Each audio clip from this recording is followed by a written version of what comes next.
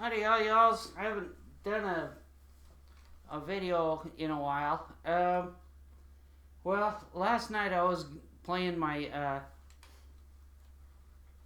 bagpipes galore practice pipes, and this is actually about the Pakistani pipes. But bagpipes galore in their practice pipes. I'm gonna pull this out. A little wet.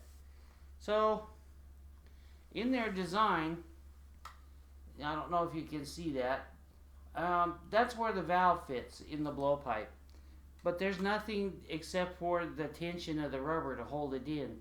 So after a while, I guess this is the only theory I have. Your saliva digests the rubber, and so the rubber loses tension.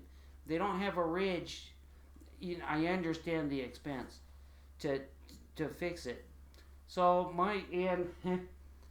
my fix for that is I take beeswax and put that inside the ridge there. That's what that white stuff is.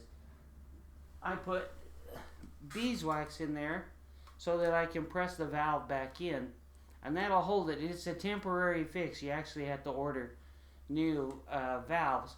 It would be cool if they had a ridge machined in it with just one slot so you could pick the valve out and change it when you need to change it. But that said, I think they're the best bang for the buck. So anyway, because that happened last night, I was like, I want to practice. So these are my practice or my Scottish or Pakistani parlor pipes. Well, they had developed a leak here.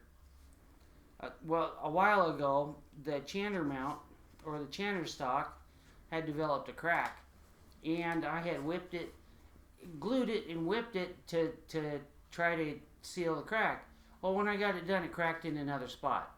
So I was like, okay, that's enough of that. So I started verifying dimensions on my bagpipes galore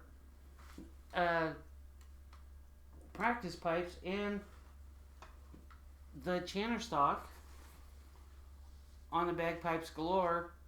If you can see that, it's the black plastic part there. Is the same size for my chanter here. So I was like, well, I went and talked to some machinists to see how much they could make me up a new chanter stock. I mean, just a plain Jane chanter stock. The price for a machinist to do that for me was like between $300 and $400. So I was like, that's not going to happen. Well, this is the old bag from my my practice pipes from Bagpipes Galore. Well, this bag, and I can't praise this high enough, this bag lasted me almost 10 years. And up here at the top, well, because I played these so much, the bag eventually failed. It's normal. So I couldn't keep air in it, and they progressively got harder and harder and harder to play. Well, I ordered a replacement bag from Bagpipes Galore, which meant that this could go out the window. Well, the cool thing is, the new bag from Bagpipes Galore had the chanter mount already in it. So when I retired this bag, I was able to I verified the dimensions and everything fits. The chanter mount from the Bagpipes Galore practice bag fit. And they use a clamp, and it's plastic, so it can handle more pressure, compressive pressure, than the Bagpipes Galore bag. Now the replacement bag's expensive enough not to justify buying a replacement bag just to get this part. But the cool thing is, Bagpipes Galore on their practice pipes, let me show you this, comes with a clamp, which makes it super easy to tie in, you know what I mean, tie in, mount the chanter. So last night, I had done my own hemping to tie in this mount, but it always had a slight air leak. Well, it kept getting progressively worse, and I was like, oh, okay. So I scrounged around the house and everything, found my parts, and retied the chanter stock in here, and I lowered a little bit because before it was pushing down on the chanter and pushing it out, which made it hard to play. So right now, because I haven't hooked my drones up, and this is what on the Pakistani Pipes bag is. This is what they call Rexine. So this is what their new bagpipe bag stuff looks like. I've looked in. It's kind of sporadic, but on the Hakam Din website, you can order these bags, or if you've bought stuff from them before. So I've done business with them since I started piping. So it's been 14 years. So I certain stuff that I can get from them, you can't get anywhere else. And they've always been nice, and they've always wanted my business. And there's certain things like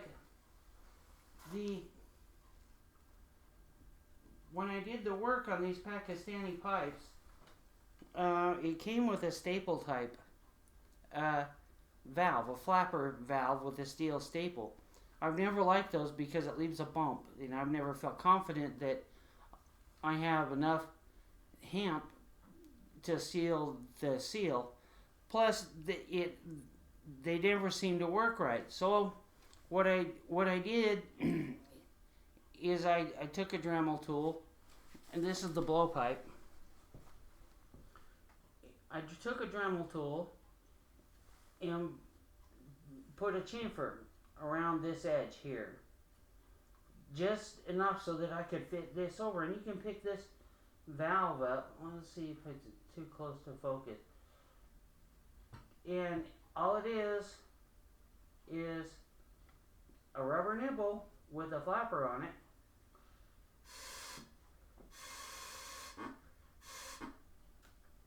Works perfect, and this is going to last for I don't know how long. They need to be careful because I might start actually. I live in kind of a manufacturing area in Utah. I might see how much it costs to have somebody make a couple thousand of these to sell. They're not expensive. It's natural rubber. You can smell it. It's natural rubber, so I don't know how much different synthetic rubber would do. But anyway, now I've got a bagpipe bagpipe goose, because I've got everything else plugged up because I had to change everything around last night. It sounds like a crumb horn, or this chanter sounds like a crumb horn.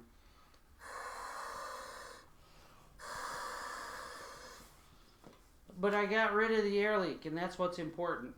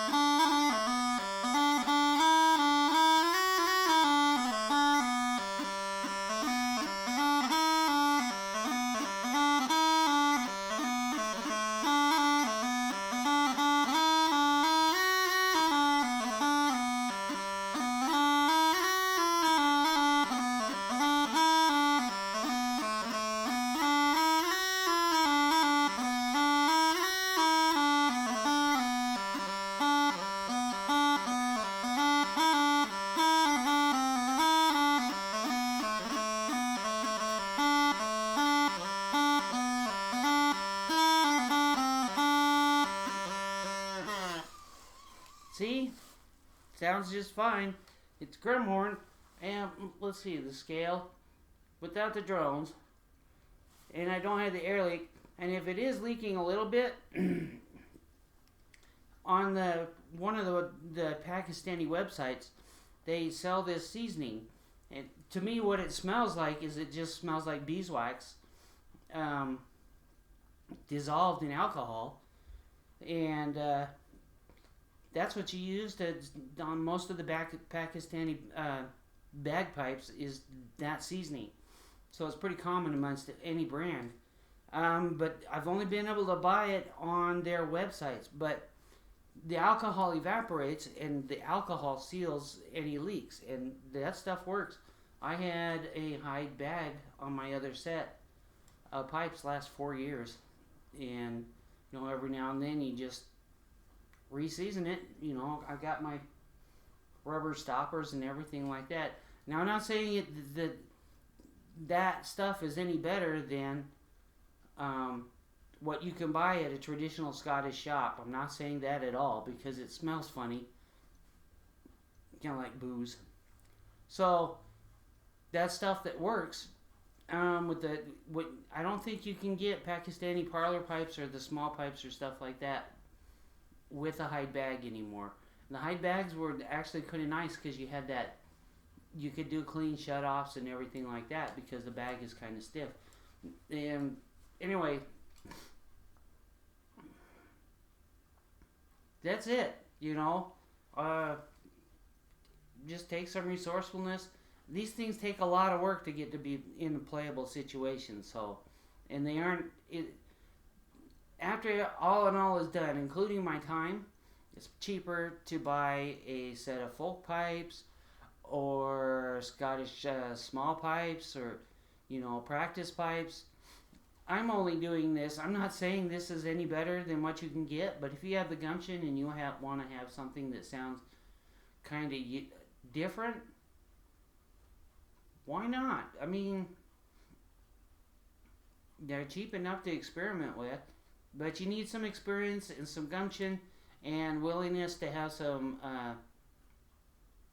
to learn. So anyway.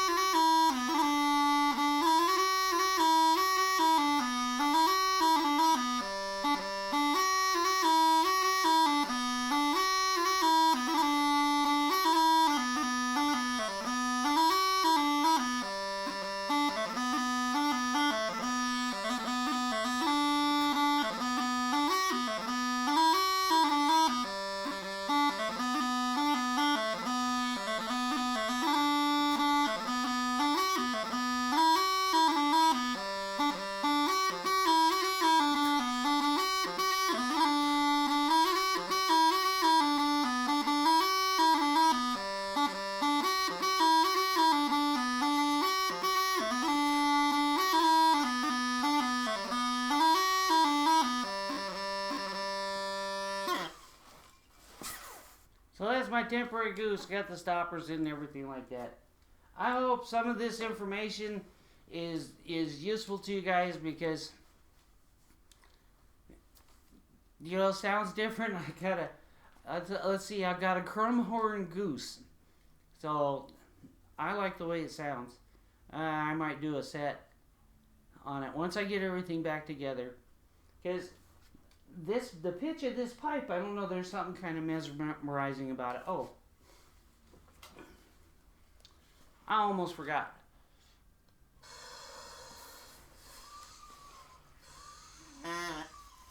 It's so weird firing this up without the drones on it. I'm like missing the sound. So this is what this does. I only had 2 pieces of tape on it. And the reason why I had the tape on this top note. Let's see. Yeah, it is only because it broadcasts it's that note is louder than the other notes, and it kind of screws up the balance, which for me is distracting. And most audiences would never notice the difference, but to me it sounds funny. Well, I know you guys think that your purist pipers think this sounds funny anyway, but here's the scale.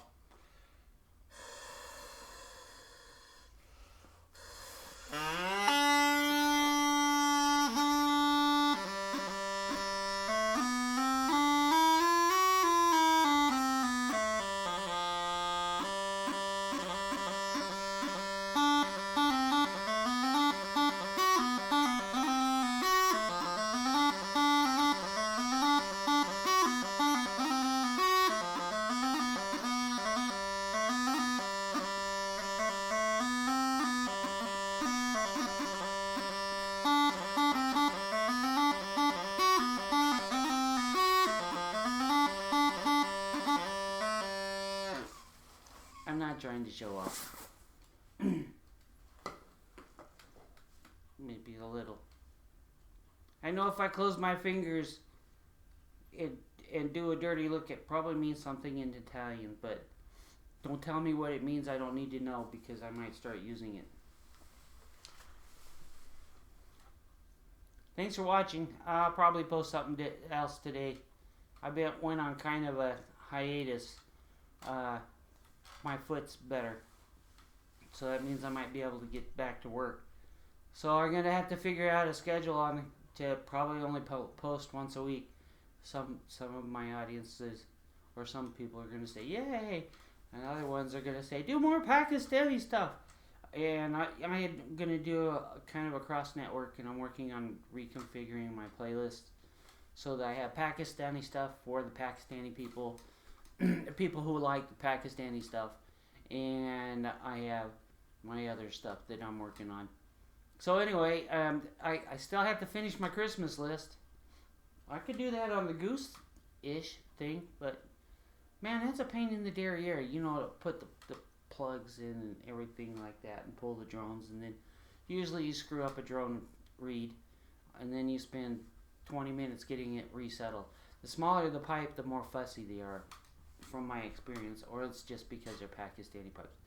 Ramble, ramble, ramble. Okay, have a good day, and I'll talk to you later.